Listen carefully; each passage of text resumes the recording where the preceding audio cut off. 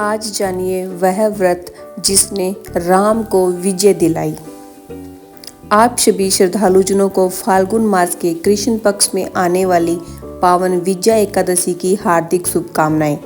यह एकादशी अपने नाम के अनुरूप ही जीवन में विजय, सफलता और आध्यात्मिक उन्नति प्रदान करने वाली मानी जाती है। आज के इस अत्यंत मंगलमय अवसर पर आइए हम श्रद्धा और भक्ति के साथ विजया एकादशी से जुड़ी इस पौराणिक कथा का श्रवण करें। प्राचीन काल में धर्मराज युधिष्ठिर ने भगवान श्री कृष्ण से प्रश्न किया, हे प्रभु, फाल्गुन मास के कृष्ण पक्ष में आने वाली विजया एकादशी का क्या महत्व है? इस व्रत से मनुष्य को कौन कौन से फल प्राप्त होते हैं?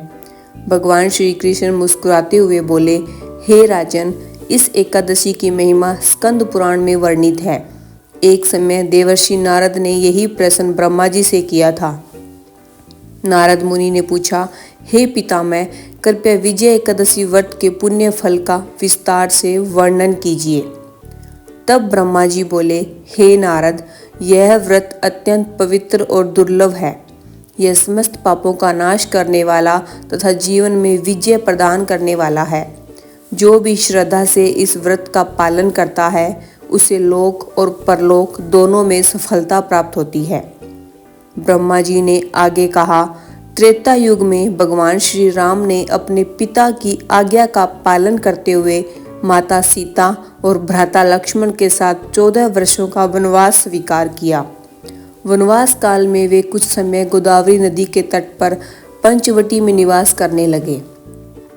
उसी समय लंका के अधिपति रावण ने छल पूर्वक माता सीता का अपहरण कर लिया। माता सीता के वियोग में प्रभु श्री राम अत्यंत व्याकुल हो उठे और उनकी खोज में वन वन भटकने लगे। इसी दौरान वे पक्षीराज जटायु से मिले, जो रावण से युद्ध करते हुए प्राण त्यागने की अवस्था में थे। जटायु ने माता सीता की दिशा बताकर अपने प्राण त्याग दिए और बैकुंठ को प्राप्त हुए। आगे चलकर प्रभु श्री राम की मित्रता सुग्रीव से हुई। वानर सेना संगठित हुई और माता सीता की खोज पूर्ण हुई। हनुमान जी लंका जाकर अशोक वाटिका में माता सीता से मिले और उनका संदेश प्रभु श्री राम तक पहुंचाया। अब लंका विजय का समय आ चुका था, परंतु बीच में विशाल और अथाह समुद्र खड़ा था। प्रभु श्री राम ने लक्ष्मण जी से पूछा, हे सौमित्र, इस भयानक समुद्र को हम कैसे पार करें? लक्ष्मण जी बोले, प्रभु, समीप ही एक महान ऋषि का आश्रम है, हमें उनसे मार्गदर्शन लेना चाहिए। प्रभु श्री राम उस ऋषि के आश्रम पहुँचे। ऋषि त्रिकालदर्शी थे, वे प्रभु को पहचान गए। प्रभु ने विनम्रता पूर्वक समुद्र पार करने का उपाय पूछा।